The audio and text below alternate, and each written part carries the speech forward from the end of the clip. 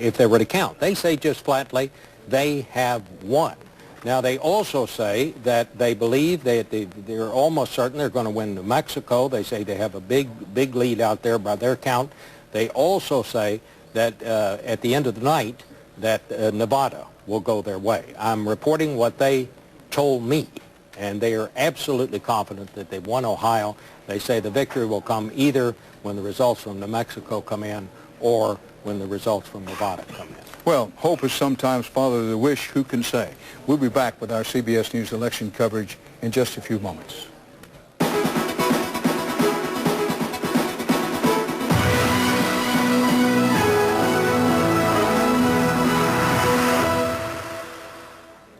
Back at CBS News election headquarters with 270 electoral votes needed to win. Our estimate is Kerry has 242. That includes a turnover for the Democrats, a pickup, if you will, in New Hampshire by our estimate, and we estimate that George Bush has 249. Now, the White House is selling hard, saying they're absolutely convinced that they have won the election, and here's their reasoning. Whether you choose to believe it or not, whether you think it's spin or not, here's what the White House, the George Bush campaign headquarters people at the highest levels say. They say that in Ohio, 20 electoral votes there, everybody agrees that John Kerry cannot win if he doesn't carry Ohio.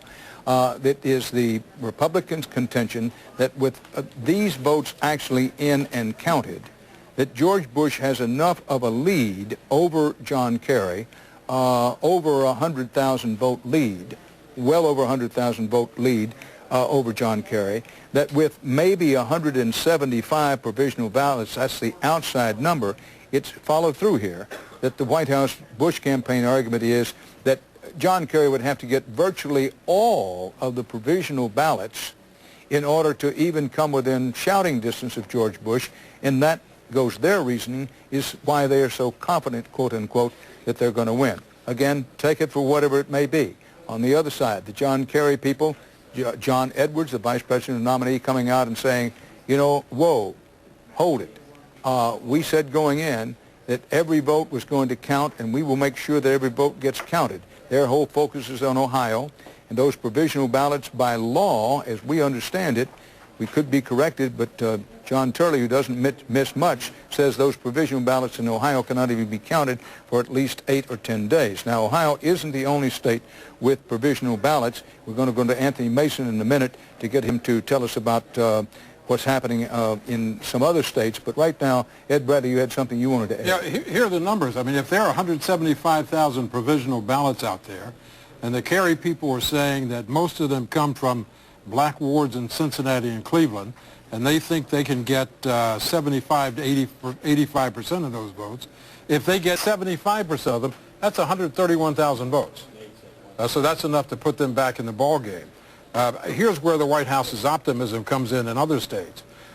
In Nevada, 80% of the vote is counted. Bush has a 13,000 vote lead. New Mexico, 94% of the vote counted, the president leading by 30,000 votes. In Iowa, 97% counted, and Bush has an 11,500 vote lead.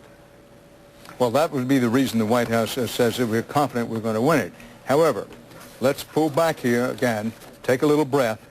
We try to deal with what we consider to be the best available information. We understand that Karl Rove, and by the way, it should be noted, whatever you think of Karl Rove, that the road is littered with the carcasses of people's reputations who said, well, Karl Rove doesn't know what he's talking about. He frequently does know what he's talking about.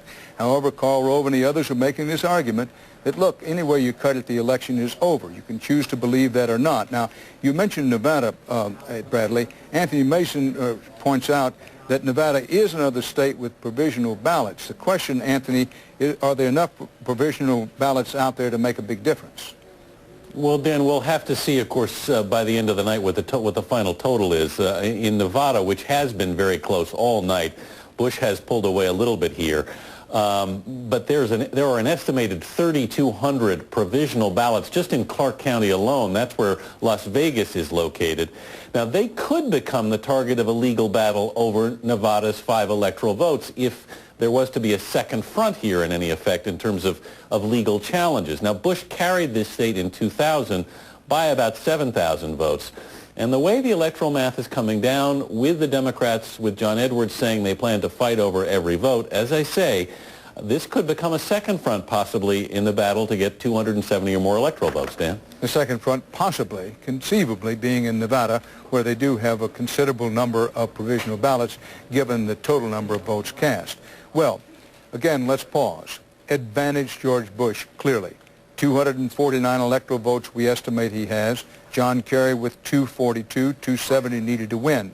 However, with Ohio being the principal battleground, you've heard the Karl Rove, George W. Bush campaign argument of why they think that Ohio is what in political terms we call a gut cinch for them. We'll have to see. Wisconsin with 10 electoral votes is still out. Iowa's had machine problems, 7 electoral votes. But in the actual votes counted last time I looked, correct me if I'm wrong here, Bob, I believe that George Bush was leading in Iowa. Now, in actual votes counted, Bush is also leading in New Mexico with 5 and Nevada with 5. That's one advantage Bush, but it's not over. That's where things stand.